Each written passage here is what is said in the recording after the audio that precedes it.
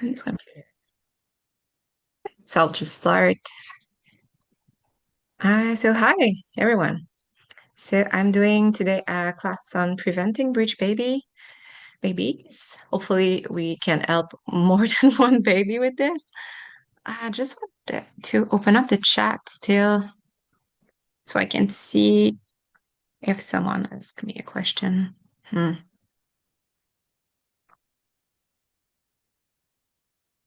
That's chat. Okay. Um, I- Sorry. It used to be easy. I don't know what changed in the interface. Uh, So I cannot see the chat. So if you have a question, I'll be able to see it afterward. If you have any question, you can like raise your hands or open up your mic or your camera. I don't mind being interrupted. Actually, I prefer it. I prefer you ask your questions as we go along instead of waiting at the end. But if you want to wait at the end, I have slides for opening up space for people that want to ask me questions regarding breech babies or something else I mentioned. So this class is well, it's gonna be a real real class. I tried to jam pack it as with as much information as I could for 1 hour-ish webinar. But I'm also promoting this class. I'm going to give it live, not just this hour, a whole day on Breech Baby in Toronto in at the end of July. So I dropped a link in the chat where you have a coupon code for $100 off. It's all in Canadian dollars. So if you're coming from the States, it's going to be way cheaper than the price you see. And the sale ends at the end of May. So with that said, now I'm teaching stuff. Oh, I did this picture.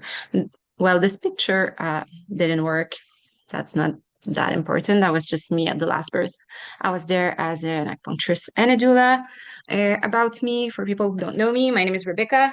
I work in Montreal suburbs.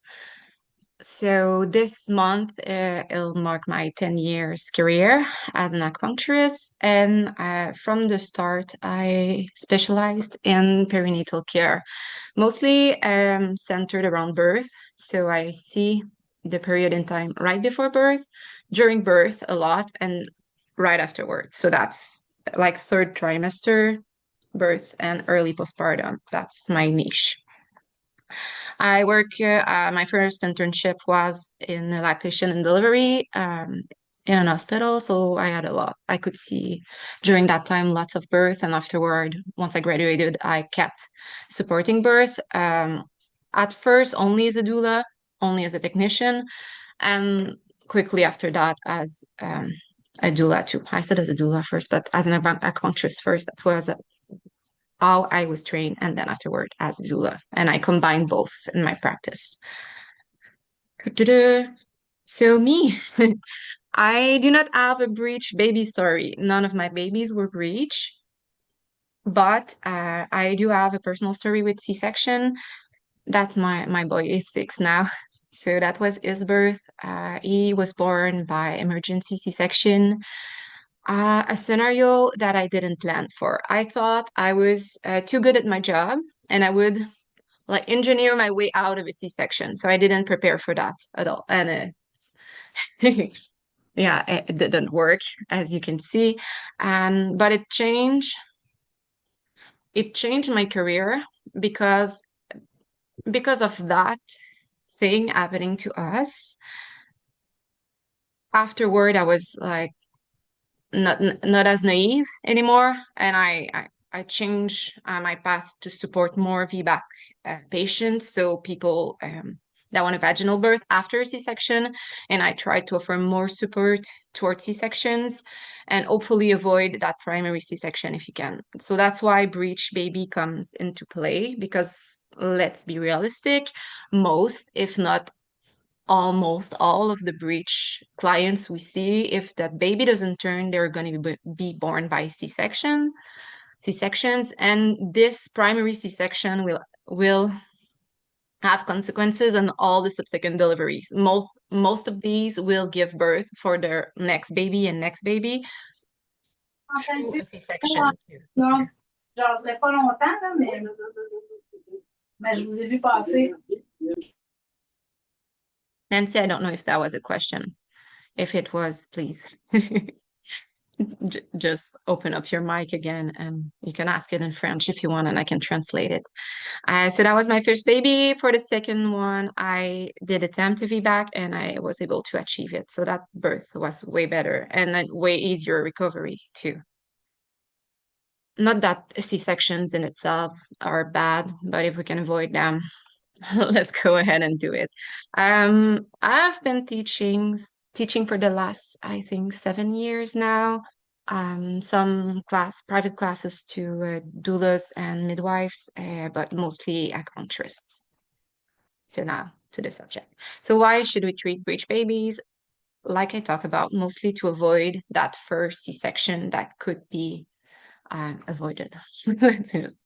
So a bit, some statistics. So a quarter of babies are breech at 28 weeks. 7% of these babies are still breech.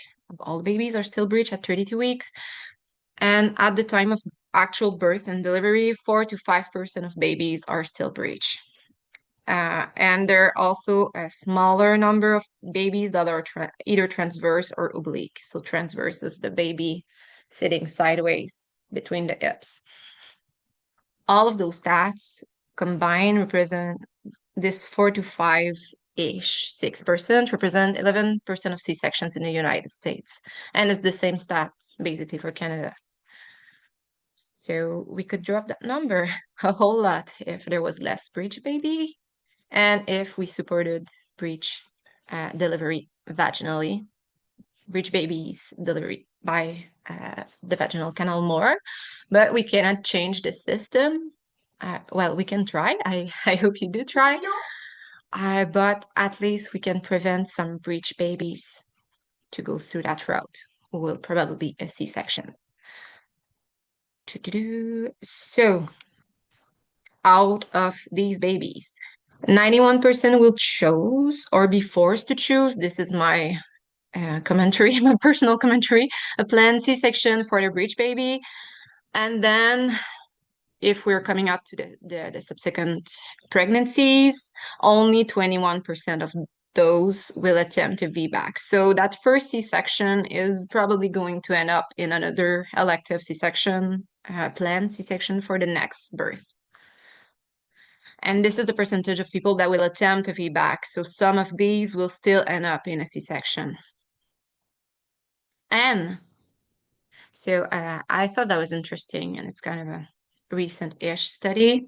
Basically, if you have a first C-section for your breech baby, the next pregnancy you have will have an increased maternal and infant morbidity, even if you go to a planned C-section. So let's say your client, she has a breech baby, that baby doesn't turn, she has a C-section, and then the next baby afterwards, she still plans another C-section because she can or she has to. That second C-section is riskier than the first one she had. So even if we are not trying to prevent the second C-section, by preventing the first, we are actually like kind of saving lives. And if you have an history of a C-section for whatever reason, and for your next pregnancy, you want to try a VBAC or you hesitate between a VBAC or planned C-section, the VBAC route is actually safer. Not by much, the percentage are quite similar, but it's a bit safer to go to try VBAC than to have a planned C-section.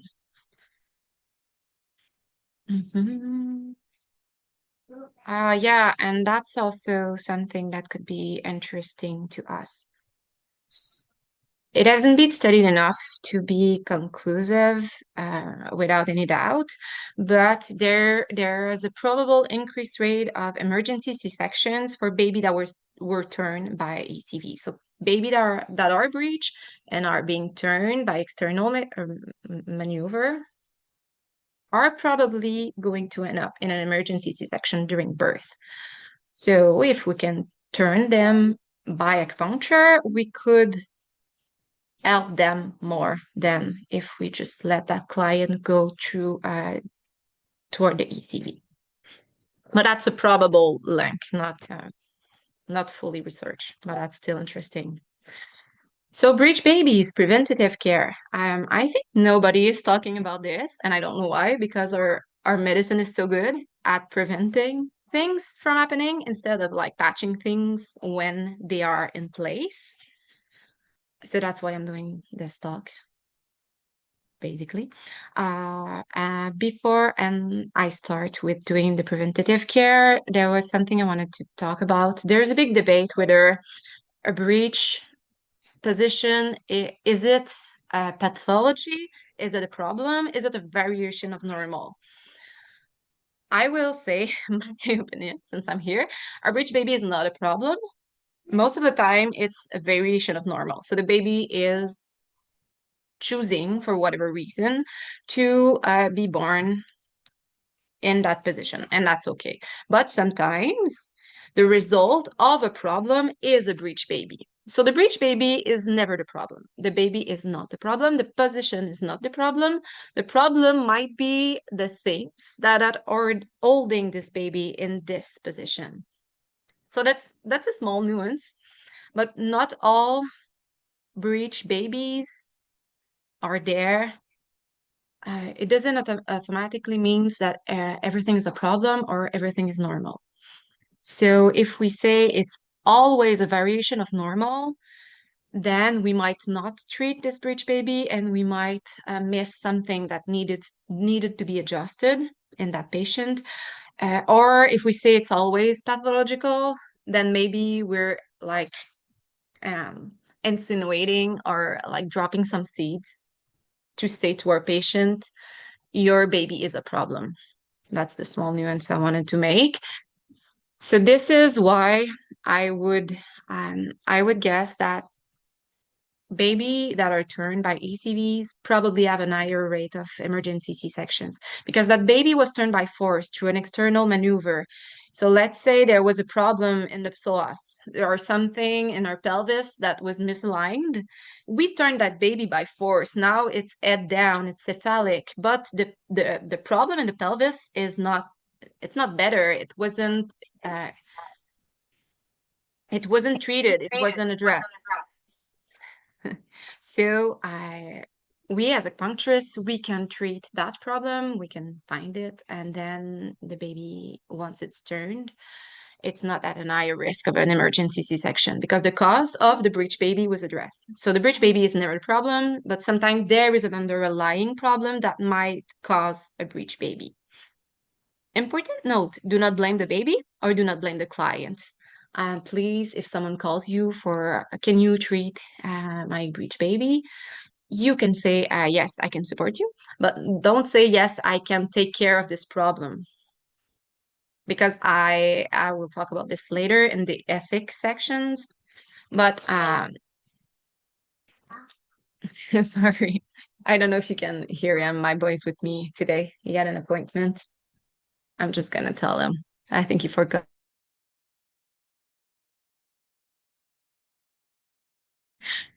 So yeah, if you say to your patient or your client, yeah, this is a problem, you're like kind of like I said, planting the seeds of your body is broken. Your womanly body, as we know, is broken. I do not think that.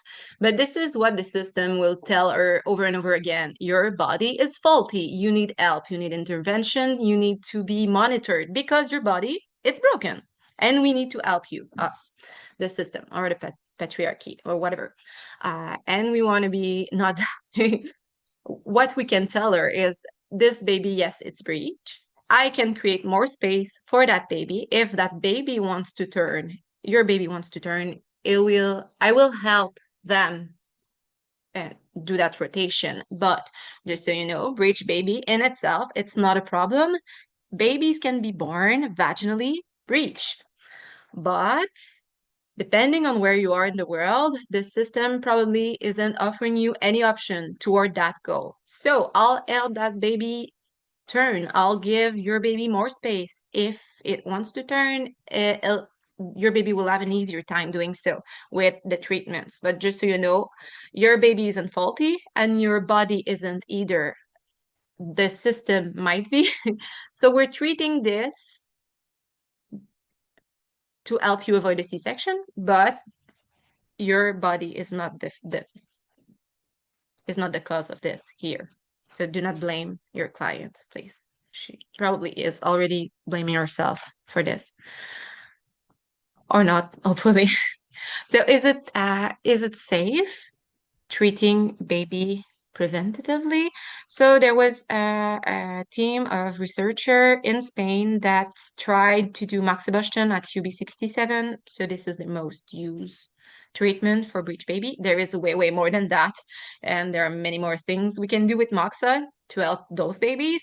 But UB67 is the most prevalent treatment. And it was not associated with any increased risk of premature birth. So the conclusion of the study was Spanish researchers suggested that the earlier the treatment begins, the greater the chances of success are. So someone somewhere actually did Moxa UB67 earlier in pregnancy and nothing bad happened. So just so you know, this part of the treatment is safe even if you do it preventatively. But there are many more aspects to the treatment that we can do way, way more in advance that are still completely super safe. Because our goal is creating more space for that baby. We are creating more space in the physical body and we're creating more space energetically and emotionally. But either way, we are just creating more space. We let the baby decide their own destiny. We're not forcing that baby to turn. We're letting the baby decide. But sometimes I think some babies are stuck for whatever reasons, and we'll go through some scenarios here today. But sometimes some babies they want to turn, and your client will tell you, "My baby is trying to turn," and just at the end, while they're missing like a few centimeters and they stop and they go back to breech, but my baby is trying. So I think some babies do not want to be born breech. This is not the thing they haven't planned for their birth, but for whatever reason they're stuck. So we as acupuncturists, we are helping those babies. And the babies that do want to be born breech, because they're already their own little small entities with their free will, so they can decide to be born breech. Even if we're creating way more space and we're making the pool of amniotic fluid even more abundant, they won't turn. So what we do is mostly super safe because we're not forcing anything. We're just creating more space and the baby decide. So whom benefits from this? So let's start with the risk factors. So who should be offered preventative care? Everyone that has a risk factor here could be offered it. Afterward, they decide if they want to treat this in our clinic, but all of these could increase their chance of having a breech baby. And if that's important for them to avoid a breech baby, we could recommend acupuncture treatment starting earlier on. So polyhydramnios, whether they have too much amniotic fluid or not enough amniotic fluid. In the first scenarios, those babies aren't just breech, they're turning all over the place up until the end. They just turn and turn and turn, and that's a problem. And in the other side of the spectrum, oligohydramnios, they don't have enough amniotic fluid, so they're like sous vide. In one case, there's too much marinade, and the baby has too much juice, and it can turn and turn and turn. And in the second scenario, the baby's like stuck. There's not enough pull. The pull is not big enough for the baby to turn easily. If they have an history of breech baby, There's a 10% chance that the second baby will also be breech at birth if the first one was, and there's going to be a 25% chance for the third baby to be if the first baby was. So the more and more breech babies you have, the more and more chances of having other breech babies you have. I left it there so I see it. Somebody else was like, Hi, oh. Margot. I don't know They if you won't had a be back question here. anymore, so. I'm just gonna ask you. Okay, good. So, Rebecca, sorry to interrupt. yes. Are you No, meaning it's to okay. share Go your ahead. screen? Yes. I'm not seeing it. I don't know if I'm the only one. Oh, for Anyone real? else? We're on the I, risk I will. factors slide. I see it. I You see see it? it. Okay, Okay. cool. Yay. Yeah, if you go to the top of your screen, the Zoom window, you can probably select her screen. Okay. My apologies for interrupting. Thank No, you. it's a perfect. I'm glad you asked the question. So you can see the screen. I think it will be easier if you have the text in front of you. So probably what is happening if they have a breech baby and another breech baby, another breech baby is something it's that in that physical body or in or emotional and energetical body is not big enough to let the baby turn. Being born breech yourself. So if you were a breech baby, you have more chance of having breech baby yourself. So the dynasty goes on afterward. If you have multiple gestation pregnancies, so twins or triplets or more, if you have a uterine fibroids, because this will limit space, if you have carried more than 6 babies, but this is a higher risk of transverse or oblique baby, so an increased risk of an unstable lie, not as much as breech as a transverse baby, but transverse babies are heading toward a C-section too. So the risk is similar in the end. It's going to be treated the same way.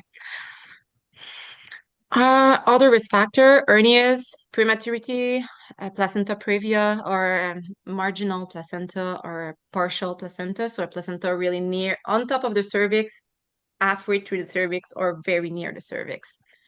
Congenital anomalies in babies, scar tissue from abdominal surgery. So anyone that has had a C-section has an higher risk of having a breech baby too. Bicornuate uterus, so double uterus. Some mammals have two uterus. It helps them have big litters of small babies. It's like jam packed of babies here and jam packed of small babies here. But us and big primates are uterus like combined together, and they have the both muscle fiber of both uterus they combine, and this creates one big space that is really, really strong and is able to push big-headed babies. But sometimes this doesn't work, and you can have clients with two uterus. So this is an higher risk for having a breech baby. This ups to 16% chance of having a breech baby here. And surgeries to help uterine suspension. I don't see that as much here in Quebec, but you might still in your part of the world, so it's still included. So other factors that can influence the rotation of the baby, and I decided to do a summary here of all the ones we can influence with acupuncture or traditional Chinese medicines. There are other factors that might influence this portrait. I don't have the word in English. My brain decided to give up on me here. But this scenario we have in front of us, it might be affected by more than these ones, but I wanted to keep the class shorter. I'm going through all the risk factors and all the factors that can influence rotation in my day class.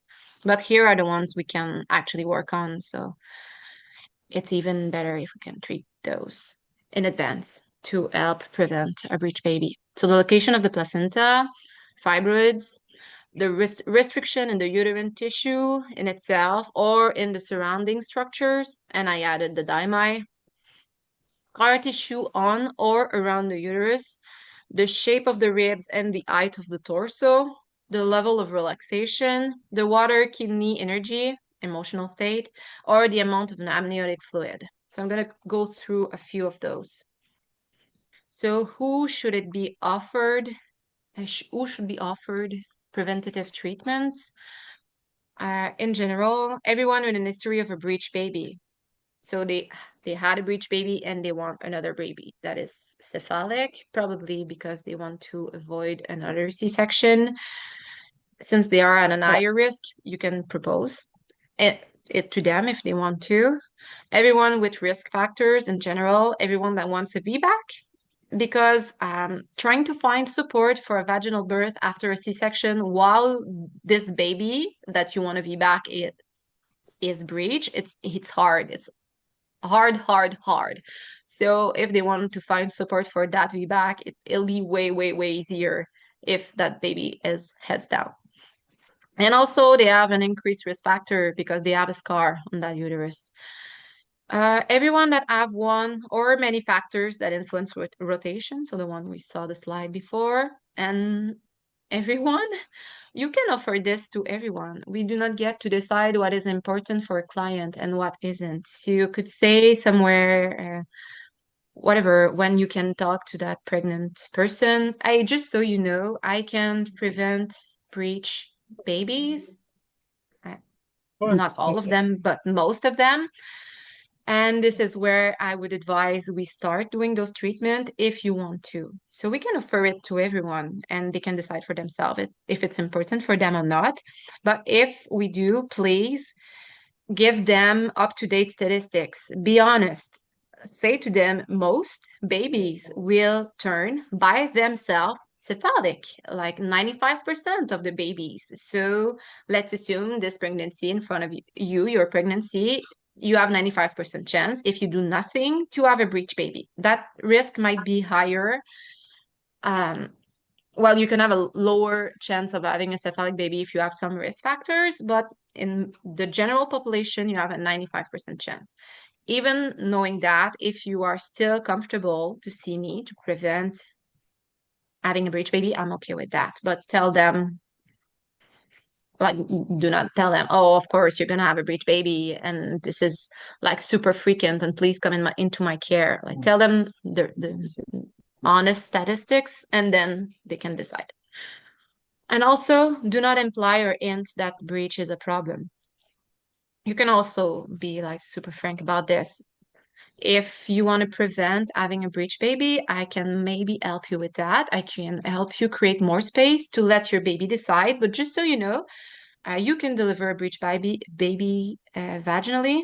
You might have a lot of you might find it very hard to find a doctor that will do this for you. But just so you know, babies are born That's the problem. breech and vaginally in some places in the world. Like, you are not a problem. I'm not trying to fix a problem. I'm just trying to avoid something that is not well supported by the system. How and when? So, in general, when should we start? I like to do at the start of the third trimester, so at around 27 weeks. This is already when I tell my client if I can see them during the pregnancy. I tell them around 27 weeks, I want to see you in the clinic. I want to do the first childbirth preparation treatment where we will analyze everything. And if there's a big problem or big situation in front of us, we won't panic because we will have time to address it. So come in at 27 weeks if you can. And then you could add if you want to include everything you learned today. And also we can start doing preventative breech babies treatment because it's a good time to start. Around 25% of babies are breech at this point anyway, so you might not even be doing preventative care. You might be preventing something in the end, but it's already something is happening that you can work on. And the work you're going to do to create more space at this point, that late in the pregnancy, it will stick. So if you're opening up her pelvis or glutes, it'll probably still be loose until she gives birth. So the work you're doing will probably stay there to the space you're freeing will stay free. Because some things, especially muscle treatment, let's say our glutes are all super tight, and then you treat them at 12 weeks, they probably won't be still that. Your treatment will probably wear off at that point. It needs to be done again. But at 27 weeks, you can assume everything you're going to do to create more space, both physical and emotional. It will still be there by the time that baby comes into the world. So some general precautions. I have more details I can add to that and more nuance, but this is just in general. I always needle kidney 9 upward on everyone that isn't ready to give birth. So this inhibits contraction. I'm just needling upward the channel. So on everyone, I don't want her to have big uterine contractions. I want to free space. So I do kidney 9 up until they're ready to give birth, as I said. And if you don't think something is safe, don't do it. Just don't do it. If you're not sure, don't do it. Then afterward, you can either get more training to gain more confidence in your skills and help you see the bigger picture or have more nuance to the conversation or your treatments. But before that happens, if you think something is not safe, don't do it. And please refer out if you don't think you know enough to treat What these is patients. this? Always treat accordingly with the client's correct pattern. If we treat their TCM pattern, we are almost doing something safe. So just make sure you're doing something that makes sense with their pattern, even if you're treating the breech baby. And always we let the baby choose. We are only creating more space. So this is quite safe. So some factors that influence rotation. I'm going to go over some of them, but not all of them. I go through all of them in the one-day class. So for the location of the placenta, if the placenta is on the top of the cervix, it's partial or it's marginal, treat it as soon as you know. As soon as they know that something is happening and the placenta is in that space near the cervix, treat it. Don't wait. Don't wait until it's too late. So this is a great class with Grace and Deb. It's on Net of Knowledge. It's only on this subject. I listened to this class last weekend, actually, in San Diego during PAC, and it was great. So if that happens, you can go watch that class. And next one, restriction in the uterine tissue and the surrounding structures. So when, again, at the beginning of the third trimester is a good idea, but it could be started earlier. So let's say you know something is restricted, you could treat it before, just so you just know that it might not hold until the end of the pregnancy, but you can start earlier if you want. Whatever way you want. Use the tools you love and you know work. So it could be Twina, it could be manual release, it could be motor points with the restrictions applied to pregnancy to keep it safe. Trigger points, distal needling, box sock cupping, I don't care. If you see something that is tight and that doesn't function properly, use whatever tools, whatever acupuncture techniques you love to release that. The things that I wanted to add, please remember, the baby is an aquatic creature. It's not a biped. It's not working in herd side like we are. We tend to treat only the lower jaw or the pelvic floor when we think of breech babies, but the baby isn't held or isn't stuck because of the pelvis floor. Sometimes, yes. Sometimes it's something in the hips or something in the pelvic floor that holds that baby or make it stay breech. But most of the time it isn't. The baby could be held by anything in 3D space. Think about everything that is surrounding the baby. Anything in that whole 3D space could be holding the baby breech. One of the most common musculoskeletal pattern that I see that is not helping this baby move into a cephalic position is the diaphragm. And the baby's stuck in the right ribs. It's not stuck in the pelvic floor. It's not stuck in the hips. The hips are loose. They are moving well. The baby is stuck up. like a suction cup, the ribs and the diaphragm is suctioning that baby upward. So you could treat that. I added a link in the chat. That was the first thing I posted for my diaphragm class. It's also a free webinar, and I talk about the diaphragm, using the diaphragm for breech babies. And since I did that class, I've had a few people contact me saying I only added this to my breech treatments and I'm already having way, way, way better results. So think in 3D. It could be the round ligaments in the front. It could be like all the back muscle that are too carved and are pulling the sacrum inward. And of course, it's going to put a big bony structure right in the space where the baby, let's say that's a head, will turn and will like hit the sacrum that is being pulled by the low back. It could be the abdominals, it could be the psoas, it could be anything. Think in 3D and include the glutes in that. Like I said, the diaphragm. Do not treat only the bottom floor. So another factor that could influence rotation, the shape of the ribs and the height of the torso. When can we start treating this? Same, beginning of the third trimester. Also could be started earlier. How? I think stretches work really well for this to opening up the rib cage. I showed these during the live class, and treating the diaphragm. Treating both the diaphragm and stretching the ribs works very well for this. So the liquid, the amniotic pole. If it's too big, it's not helping. If it's too small, it's not helping either. So when do we treat this? As soon as we have a diagnosis. If it's earlier, we treat it earlier. Do not wait until the end of pregnancy to help that woman.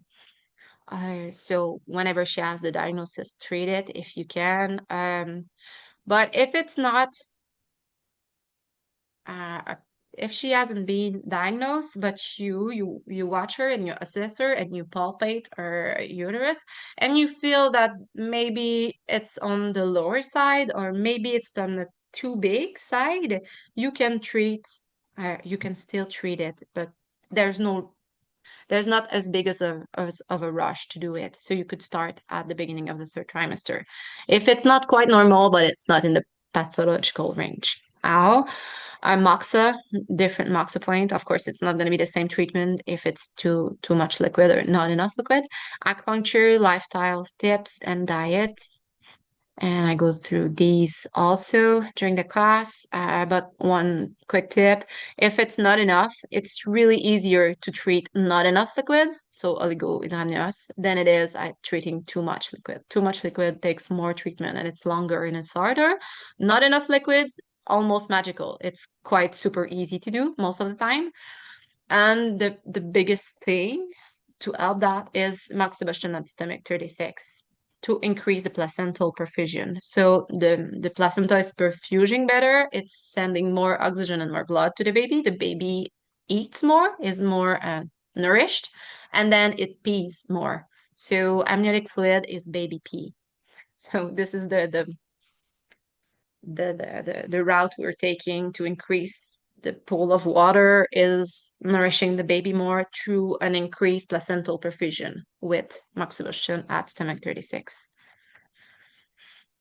And then the emotional state, I would say we're mostly doing physical stuff for breech babies, and I would say 40 to 50% only of breech babies are staying breech because of limited musculoskeletal space or fibroids or placenta or something physical that you can touch. Or maybe you cannot touch a placenta, but it's still physically there. And 50 to 60% of those babies are held or being held in that breech position because of an emotional reason. So do not underestimate that element when you try or when you're trying to reach a diagnosis of why that baby might stay breech. So when do we treat the water kidney energy or the emotional state? As soon as you can, as soon as you can see that patient, because this is also very important for the birth. So how? we nurture healthy yin. So the pregnancy is a ball of yin that is growing and growing and growing and becoming bigger and bigger and bigger. So we nurture that yin, that water energy, especially toward the ends of the pregnancy, that kidney energy, that yin, that healthy. I am letting go. I am surrendering to the process, but I'm not anxious about it. I'm like trustful about the things that is unfolding. I'm letting go. I'm going into the darkness and I'm okay with that. So your client and their baby, because you're treating both, need to trust the universe. They need to be free of fears. They need to peacefully surrender to their coming death, the end of the cycle. I'm using death in quotation mark because there's still a process of death that is happening at the end of the cycle of the pregnancy. The mom, the future mom, is soon facing her death as a maiden, like that part of her life before that baby will die with the birth, and she will be reborn a mom or a mom of two instead of a mom of one. She will go through a transformational journey, and she has to accept that I'm gonna die.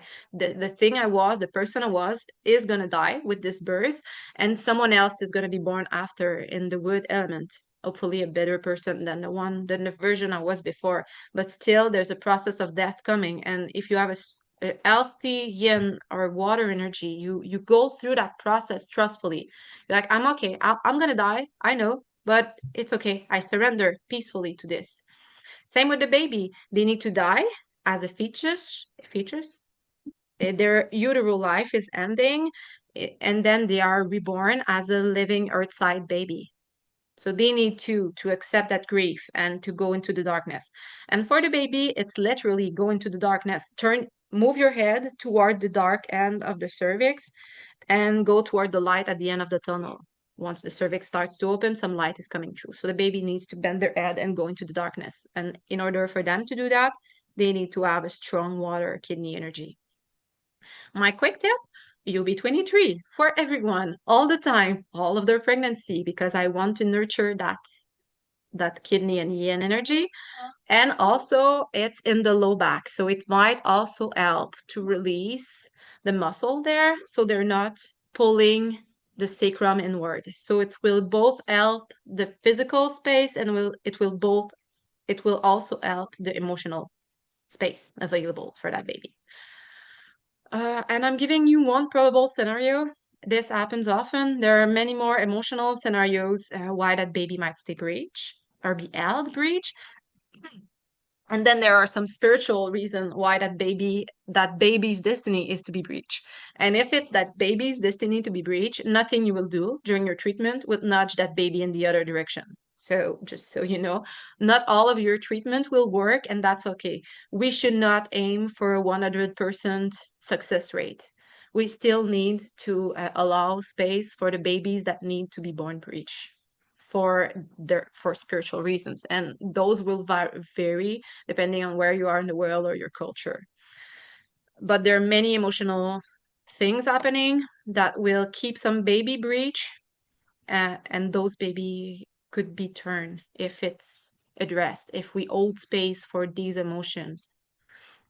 So I'm giving you one scenario that I see often.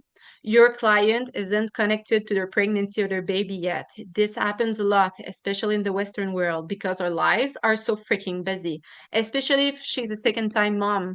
So she doesn't have the time to connect to her baby or to talk to her baby because life is happening too quickly, or she's still working up until the end of her pregnancy. Or maybe she doesn't want to connect to that baby for whatever reason. Maybe she doesn't fully accept this pregnancy or doesn't fully accept how it will change her family, or it will change her life, or it will change her. So she's not connecting to this baby. Or there could be many other reasons why this hasn't happened yet. But just so you know, the baby might stay closer to their heart, might stay breech because the baby is waiting to hear their mom voice. Why am I emotional about this? But if you tell the story to your client, they will cry. If this resonates with them, they will cry, and this alone will turn some baby just by making her realize this. So the baby is still there. The baby is waiting to hear their mom's voice. And since this hasn't happened yet, they are staying breech because they're waiting and waiting and waiting. And their window of time where they can easily turn to a cephalic position might pass them by. So this is how we prevent this. We create space to allow the mom the mom or the pregnant patient to talk to her baby, to connect with them. Ariel, I don't know if you had a question or your mic is just open. Also, I'll look at the chat at the end. But how we do that as acupuncturist, I love heart tree for grief. If you think there is a grief thing, like she's grieving her whole life or she's grieving her whole body or something, there's a grief process happening. I love heart tree. Also in balance method, it will target the lower jaw, so it can help both physical situations too. But the thing we do is we hold space. So I tell them that maybe your baby only wants to stay closer to your heart. Just tell your baby that everything is okay. After the birth, they will be placed back into your heart where they belong. Do not fear, baby. You will be put closer. You will be put on my heart after the birth. You will be back there, even if you turn cephalic. And I tell them during the treatment, you can stroke your belly, you can talk to your baby, you can sing to your baby during the treatment. And my treatment, usually I include points that nourish the baby, so the baby will move more. There will be an increased fetal movement during the treatment, so it's easier for her to connect. Also, it's easier for her to connect, or for your client, for them to connect with their baby because the baby is moving during treatment. And this is my dirty trick, my dirty tip. Play this meditation in the treatment room or send it to them and tell them, have a date with your baby this week. Find a quiet space in nature or in your bed or in your bath and make sure you're not disturbed during that space. Make time and space for this. Find yourself a moment where you will speak to your baby and play this. So they will probably cry. If I play it in the clinic, I start crying after 2 sentences, like, and I'm not pregnant. So, and tell them if you cry, it's okay. Please let the tears flow. Let the tears flow. Do not hold them if they come. So this works really, really well to help both of them connect to each other and to let the baby hear our mom or a parent voice or their parent voice. This was a phrase, Wapio. She's an old midwife and I love her. She's like so super wise and stuff.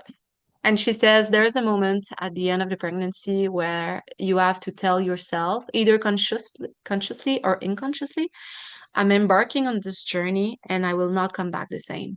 And I'm okay with that. And I'm peaceful with that idea. I'm not fighting it. I'm not fighting change.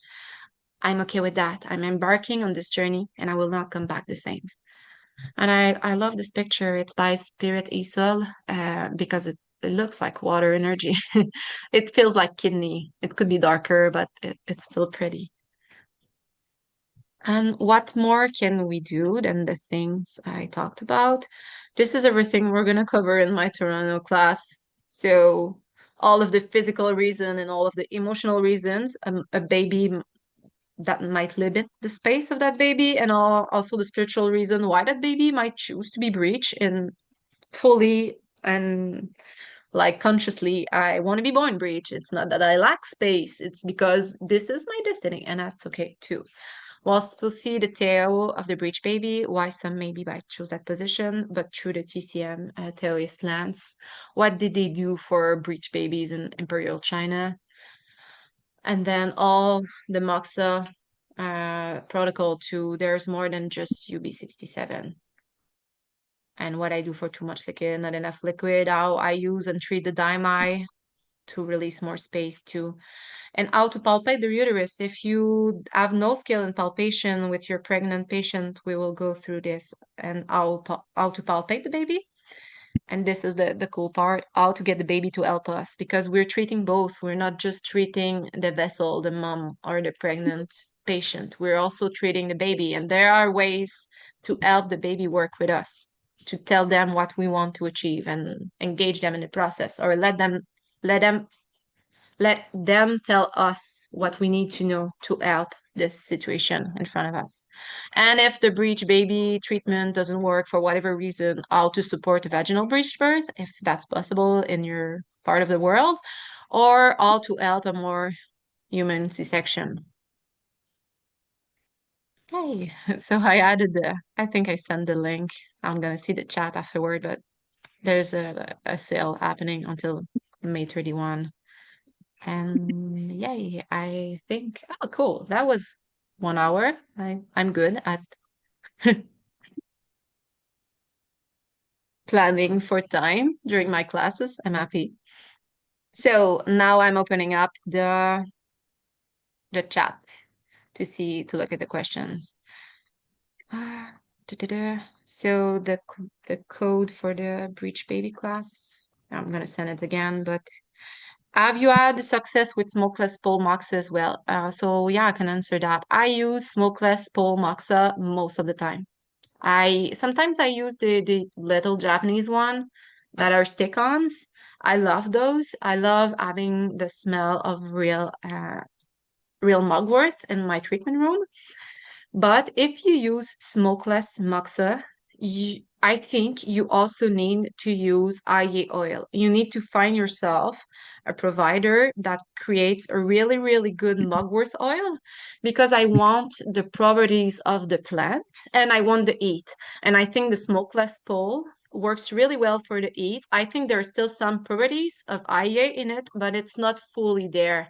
I think it lacks a bit of the physical plant because mugwort in many, many cultures, um, not in a Makshaboshan tradition, but in a mugwort, other tradition that use the plants, it's a plant that is used to connect to your inner self. It makes you go inward. It makes you have very vivid dreams that show you the path ahead. And sometimes I think the best thing you can do for a breech baby is to let your intuition or to let the baby tell you what it needs to be done or let the mom tell you what needs to be done. Or the thing, what is the problem here? I think finding it intuitively is way, way better than intellectually grow through a list. I give lots of lists in my class of all the muscles or all the things that you need to like go through, but I think when the process is intuitive, it's way better. But sometimes that pregnant patient or that mom she doesn't have lots of practice to connect to her intuition. So I want to help her find her answers, her own answers through mugwort. I want the plant to help her connect to her yin, connect to her soul. So moxapol is great. It's more tolerated. I send them with moxapol at their smokeless moxa stick at home. It's well tolerated, and I think it's safer for them to use than a smoke usual moxa, especially where we live. It's winter most of the time, so they cannot do outdoors. But I want them to also have the IA, the mugwort spirit, the spirit of the plant, helping them connect to their intuition. So I use high-grade moxa oil. I put it on the point I want to heat, and then I use the moxa stick on top of it. So I have a more global effect. I don't know if that was like if someone had a follow-up question after that. That was Ether that asked the question. Did that answer your question? So an essential oil or somewhat. So I use, it's not essential oil. I love jojoba oil with mugwort in it. I have two people that I love. One is on Etsy. It's Mugwort Soul, I think. She's in New Jersey. and her oil is bright green. It's the greenest oil I've ever seen. And jojoba is easily absorbed by the skin, and not many people are allergic, and it's really shelf stable too. And there's an acupuncturist, Shani Cooper, in LA that does womb rhythm IE oil. And she also her oil smells divine. It's so good. Both of these are my favorite one of all of the one I tested. You give us a link? Yeah, I'll send you the recording, and in it I'll also include both my favorite people that use that create moxa oil. Is your July class virtual? No, it's not. It's only live. Some parts of it could be virtual. The thing I told you is obviously since I'm giving it, but there are the stretches and some manual release stuff needs to be practiced in person. So it's in person. What would treating too much liquid look like? I'm going back through the question. So most of the time, when there is too much liquid, it's a weak spleen. Weak spleen, loving dampness. So usually, if that fits the pattern of having a weakish, sluggish spleen, I moxa spleen 9. I moxa the hell out of spleen 9. That's part of the treatment, but most of the time, if there's too much liquid, that's the most prevalent pattern. But there could be there's many pattern for too much liquid. There's really little with too many liquid. I think too many liquid is also easier to treat because most of the time it's the same pattern, so you can treat it the same. If it's too many liquid, it could be any channel or any organs not doing its job in the ways of water. So I go through all the possible scenarios, but most of the time it's a sluggish spleen. And then you can treat that sluggish spleen as you know it. Okay, cool. I think I went through all the questions. I'm not sure. Can you send them again? Okay, cool. Would you do rice grain cone or pole moxa? You could do rice grain. I won't tell you anything because I don't use it and I don't know it. I wasn't trained in using rice grain. So if you are and you love it, please use it.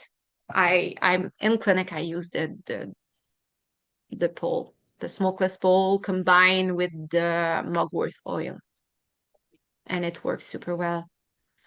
There are some things you could do. There's an acupuncturist. I had her name in the slides. It's evading me at the moment, but she has had greater success doing UB67 with her patient lying on their sides.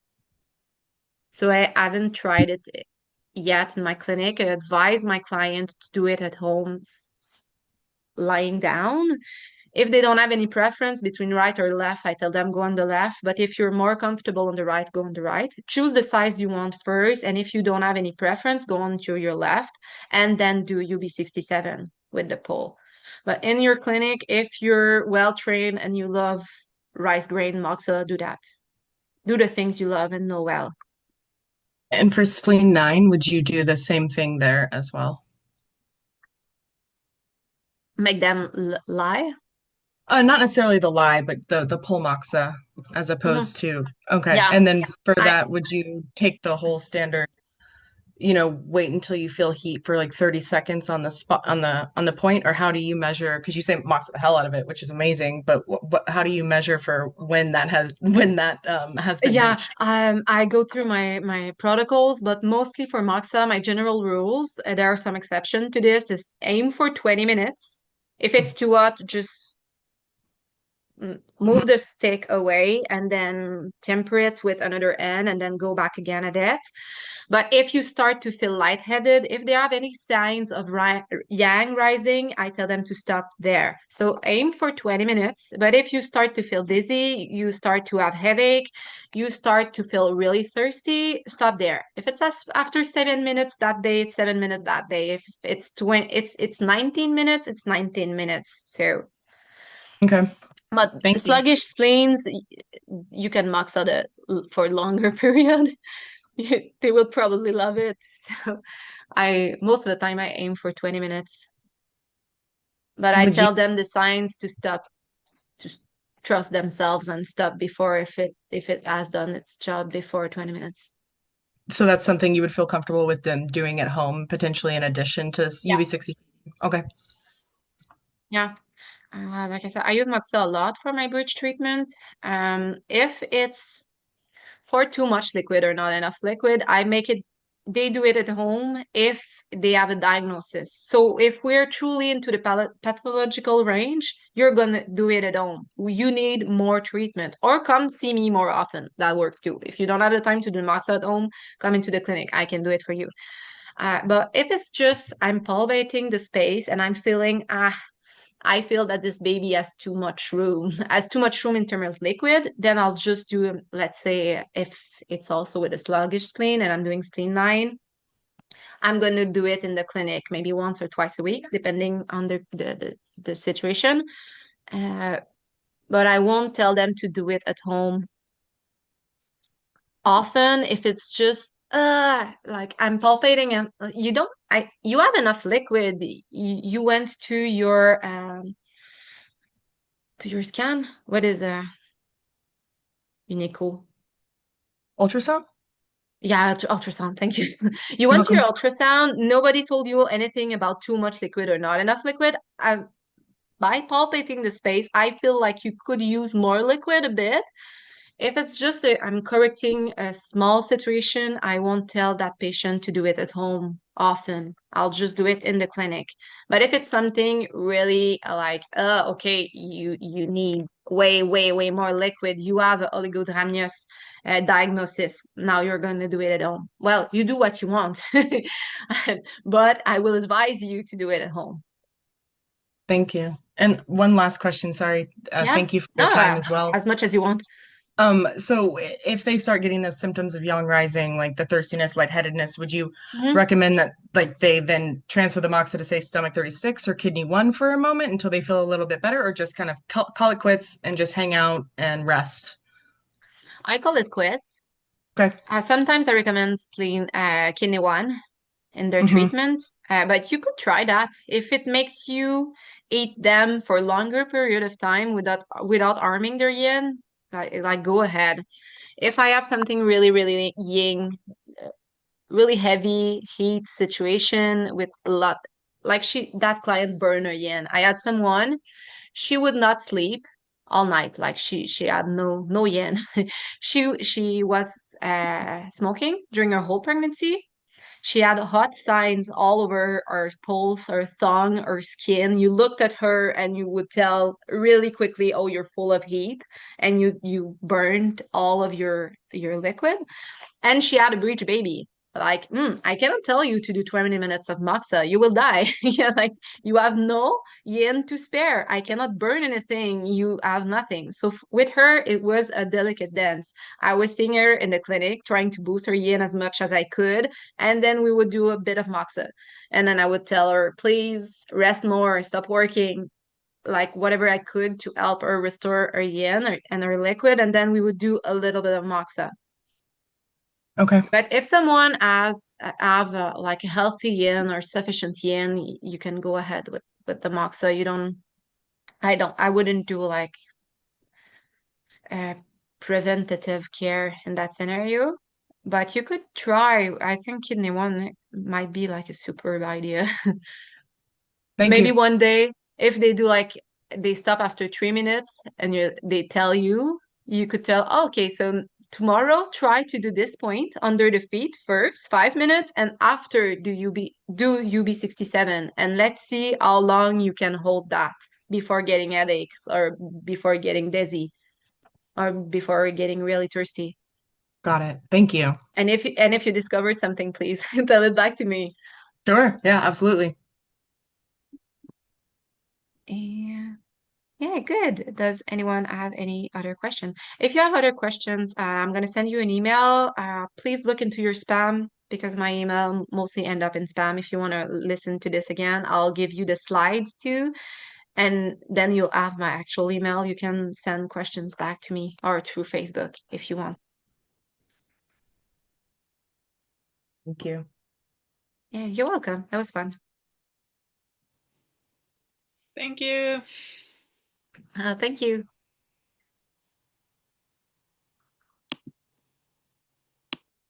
Thanks. See you at the end of July. Bye. Okay. Mhm.